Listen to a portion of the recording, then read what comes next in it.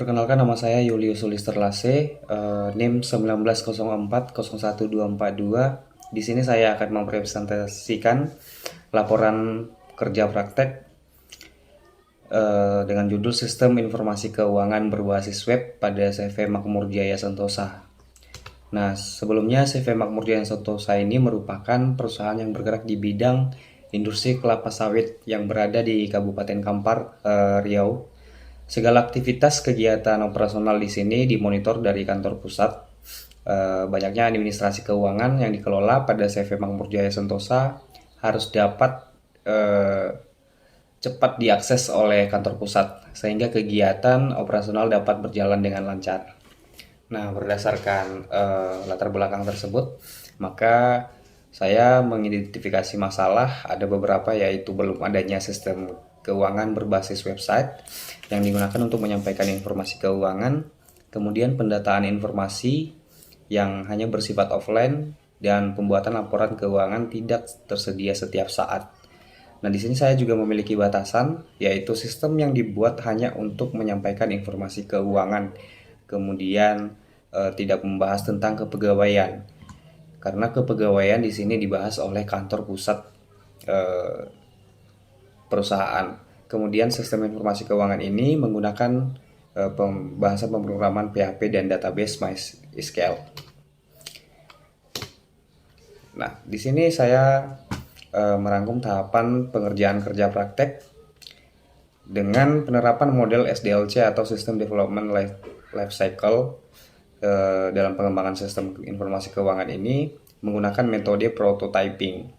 Nah, model prototyping ini sebenarnya adalah pengembangan dari model waterfall, namun ada inovasi dalam penerapannya sehingga agak berbeda sedikit dari metode dasarnya.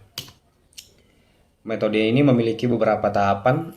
Yang saya buat adalah pertama requirements analysis, kemudian build prototype, prototype evaluation, lalu implementation, kelima testing, 6 system evaluation, dan 7 use the system. Nah, ada beberapa tools yang digunakan dalam perancangan sistem informasi keuangan CV Makmur Jaya Sentosa. Pertama MySQL, kemudian database, lalu HTML, CSS, PHP, Bootstrap, dan kemudian aplikasi software Visual Studio Code. Nah, hasil dari perancangan sistem yang telah saya buat, ada beberapa halaman, misalnya pada halaman admin.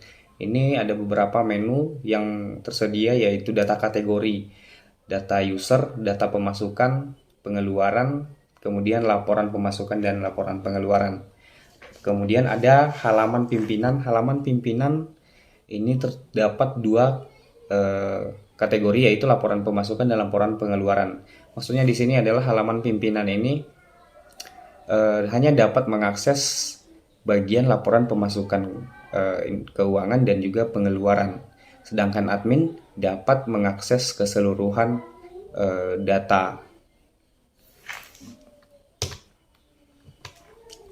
Nah, di sini ada aliran sistem informasi keuangannya, yaitu admin yang tadi dapat bisa mengakses seluruh database maupun pekerjaan yang terdapat pada sistem, sedangkan pimpinan hanya dapat mengakses laporan pemasukan dan pengeluaran, karena pimpinan hanya perlu mengetahui bagaimana laporan keadaan kas, begitu. Di sini saya telah membuat ERD atau Entity Relationship Diagramnya juga. Bisa dilihat pada slide. Ada beberapa atribut setiap entitas yang saya buat. Misalnya user, kemudian memiliki atribut ID, nama user, username, password, level user, dan begitu juga pada entitas-entitas yang lain yang saling berhubungan. Nah, di sini saya telah merangkum diagram konteks. Diagram konteks ini bisa dilihat pada slide.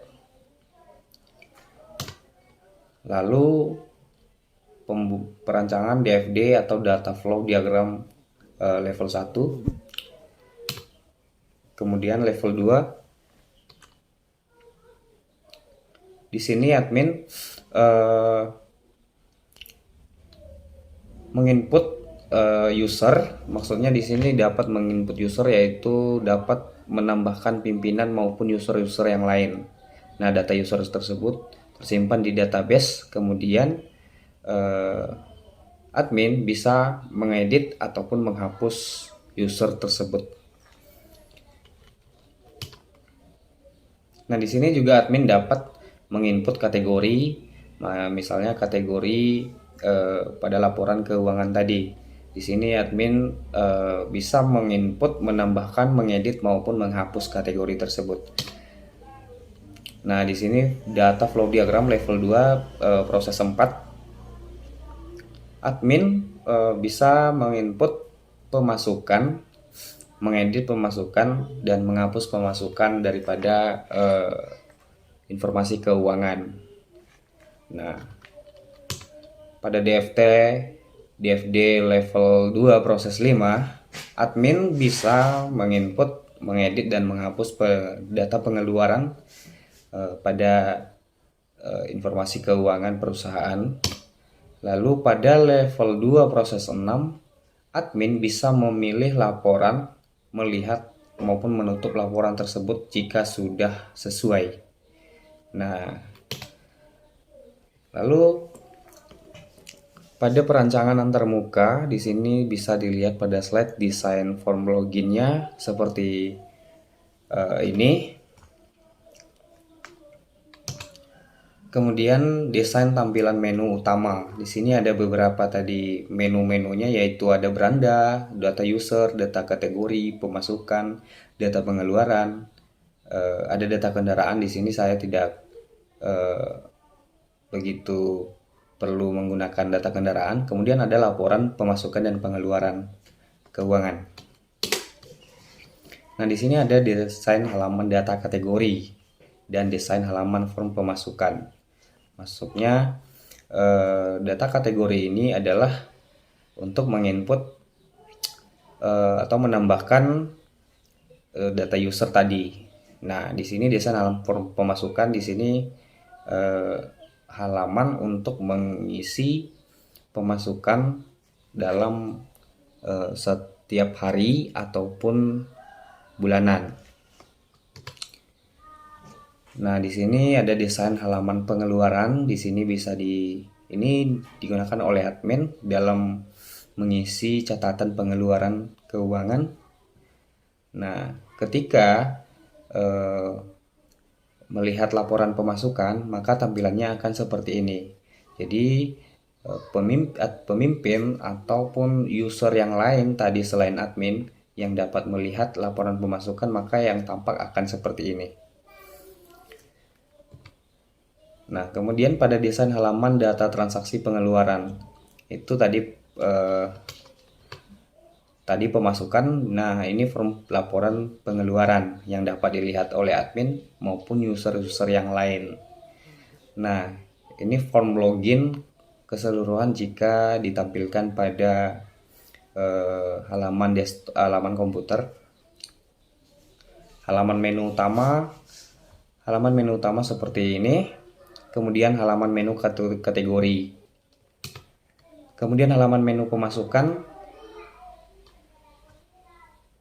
Ini merupakan data-data pemasukan yang bisa dikelola oleh admin dan tidak bisa dilihat oleh user yang lain. Dan halaman menu pengeluaran begitu juga.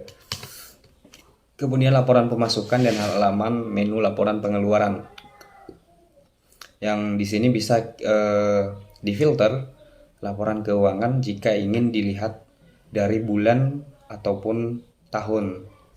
Ini dapat digunakan oleh admin dan juga user-user yang lain, misalnya pimpinan yang ditambahkan oleh admin tadi. Mereka hanya dapat mengelola atau memfilter laporan-laporan keuangannya di sini. Nah, baik, kesimpulan dari